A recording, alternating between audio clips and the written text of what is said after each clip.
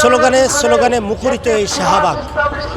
দিন গড়িয়ে রাত হয়ে গেছে, এখনও বিচারের দাবিতে এই শাহবাগে অবস্থান করছেন ইনকিলাব মঞ্চের নেতাকর্মীরা।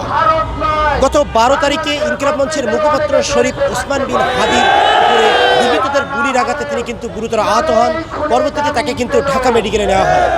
ঢাকা মেডিকেল থেকে তাকে স্থানান্তর করে এভারকেয়ার হসপিটালে নেওয়া হয় এবং তারপরে তাকে কিন্তু উন্নত চিকিৎসার জন্য সিঙ্গাপুরে পাঠানো হয়।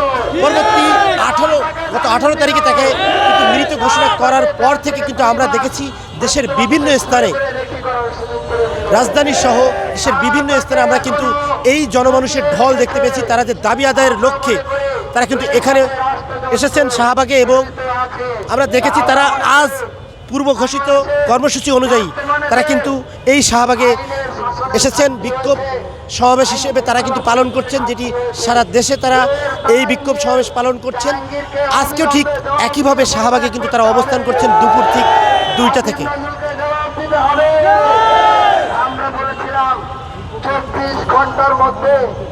এবং সেই দুপুর থেকে অবস্থান করে তারা কিন্তু সন্ধ্যা পেরিয়ে এই রাত, তীব্র শীত এবং কুয়াশায় তাদেরকে কিন্তু বাধাগ্রস্ত করতে পারেনি। তারা কিন্তু সেই বাধা অতিক্রম করেই এখানে বসে আছেন এবং এখানে কিন্তু স্লোগান দিয়ে তারা কিন্তু জানান দিচ্ছেন ইনকিলাব মঞ্চের প্রতিনিধিরা যে তারা এখনও বিচারের দাবিতে সজাগ আছেন।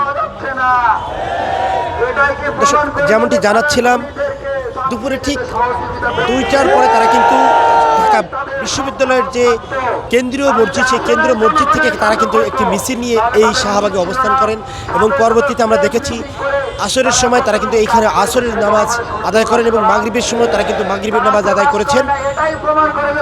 এবং আমরা যতটুকু জানতে পেরেছি তারা কিন্তু বলছেন দাবি আদায় করেই কিন্তু এই শাহবাগ তারা কিন্তু ছাড়বেন। যেমনটা এই ইনকিলাব মঞ্চের যে সদস্য সচিব তিনি কিন্তু জানিয়েছেন।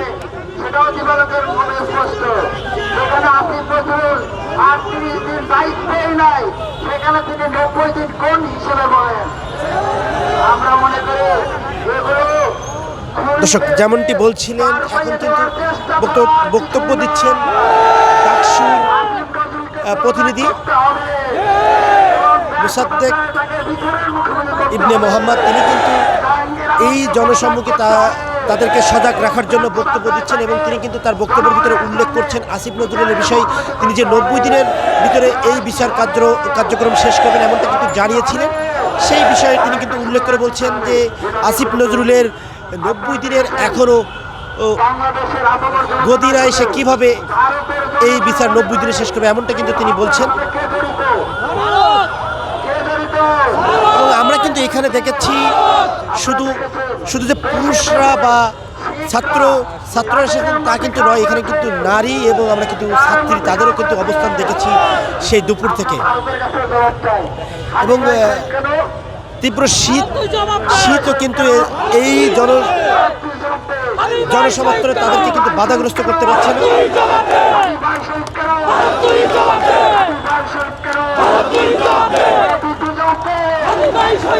দর্শক, যেমনটি স্লোগান দিচ্ছিলেন, হাদি শহীদ কেন, ভারত তুই জবাব দে, হাদি শহীদ কেন, মোদি তুই জবাব দে, এমনটা স্লোগানে কিন্তু এই শাহবাগ মুখরিত হয়ে আছে।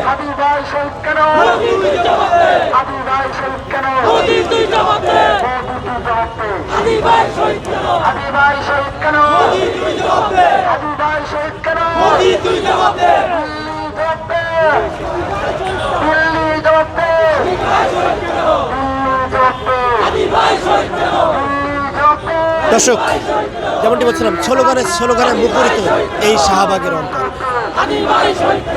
শাহবাগের এই ব্লগারকে কেন্দ্র করে কিন্তু আমরা জনদুর্ভোগ কিছুটা দেখতে পেয়েছি। বিশেষ করে শাহবাগের যে প্রবেশদ্বার আছেন, বিশেষ করে ঢাকা বিশ্ববিদ্যালয় থেকে যে প্রবেশদ্বার, সেখান থেকেও কিন্তু গাড়ি বন্ধ আছেন যেমনটা আমরা জানতে পেরেছি।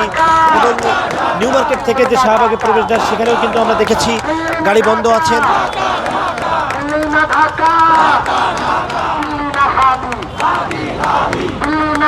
দর্শক, আমরা কিন্তু সকাল থেকে আমরা কিন্তু এখানে বেশ কিছু জনগণও দেখেছিলাম, বিশেষ করে যদিও কর্মসূচি 2টার পর থেকে দেওয়া থাকলেও আমরা কিন্তু সকাল থেকে দেশের বিভিন্ন স্থান থেকে মানুষের এখানে আনাগোনা দেখেছিলাম। তারা কিন্তু যে হাদির প্রতি একটা ভালোবাসা সেটি কিন্তু এখানে তারা প্রমাণ করেছেন এবং তারা কিন্তু এখানে এসেছেন এবং জানান দিয়েছেন যে তারা হাদিকে ভালোবাসেন, এমনটা কিন্তু জানান দিয়েছেন।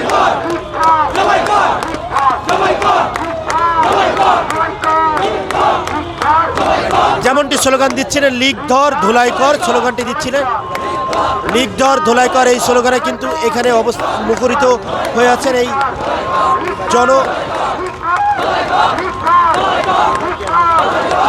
ছাত্র জনতা। তারা কিন্তু বারবার স্লোগান দিচ্ছেন লিগ ধর ধুলাই কর, এই স্লোগানে কিন্তু এই শাহবাগ মুখরিত।